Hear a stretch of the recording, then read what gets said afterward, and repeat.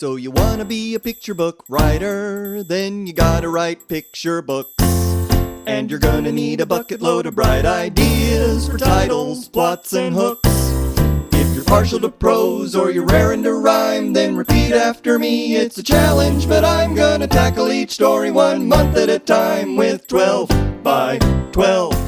The final track of this presentation is about crafting our songs. In order to give this life, I'm going to share a bit how I increased the music within the manuscript of Willow and Bunny over months of revision to arrive at the text that appears in the book today. So this slide is read with a blue record sleeve featuring a cover of Willow and Bunny, the picture book, Willow and Bunny. So one day as I was driving in the car, it was a day that could be yesterday or this week. The news was just reverberating with details of something that happened in the world. It was terrible, and my heart just didn't even know what to do with everything that I was hearing. I mostly just had questions. So the reporter in me pulled up the long drugstore receipt that was in the passenger seat and just started writing down all of those questions. Most were in regards to how such dark things can happen in a beautiful world. And if darkness comes near us, but we're spared, how do we move through those feelings? Then on the flip side of that receipt, I wrote all the things I knew were good and true, the things that we could depend on. When it was done, it was hardly a story. It was chicken scratches on a receipt, but I felt that it could be a story, but I needed to find its song. So I had 3 things that I felt certain and knew very much needed to be in that song. One is that I wanted it to be set in a serene and safe place, one that didn't too closely resemble any reality for a young reader. Second, I wanted and knew that it needed to have that peace disrupted by some element of darkness. And third, I wanted us to be able to find ourselves in it, who we can be in times of difficulty. Sometimes we're the ones who need protection, and sometimes we assume that role of protecting others. So the next few slides will picture some interior art from Willow and Bunny. So one thing musically that came to me very, very early on was a refrain. So just kept hearing just Bunny and Willow, Willow and Bunny. It was the first musical element to arrive to me as I was writing this story. And I knew I had my 2 characters, the character who could provide protection and the one who was in need of it. So the first draft of the story was actually just titled Willow, and it was 332 words, which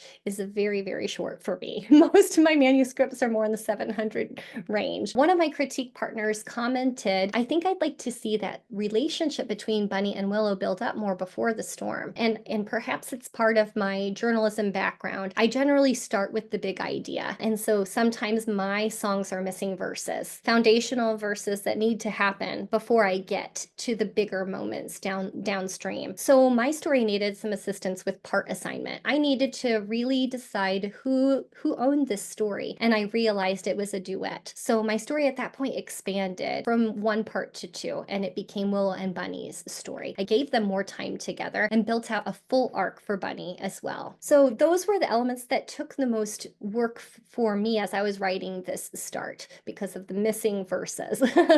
But I did know exactly how I wanted the story to feel. I could hear the general tone and I could feel the volume. I wanted it to be at that mezzo piano dynamic up until the point that the storm arrived. And then when the piece was interrupted, I knew I needed to vary the tempo and the sentence structure to signal change. So in this page, you can see that rumble and whir, the onomatopoeia, is starting to disrupt the narrative. Again, I continued to give more space to the disruptive sound so that readers could feel it breaking into and through the safe space that I had already established in the earlier portions of the story. And then with brief flashes of text, the note values were changed. Now we were getting deep, hard-hitting notes instead of the lighter text that appeared earlier. And then Christopher Denise and the art director created such powerful rests in this page, in the art, between the sounds. That anticipation isn't the kind of exciting anticipation that I might have used in my previous examples, but a deeper, like fear-based anticipation, which was what I was hoping to do in order to mirror the news stories that I was hearing at the time. So when I set out to write this story, my goal was definitely to sort through my own complex emotions and explain to myself and to my young children how we get through difficult times as a community. But then I started hearing from readers, and I realized the book was doing something else too. So to that idea of the book and what it can do and what it can be, a picture book is just like a song in that it's going to resonate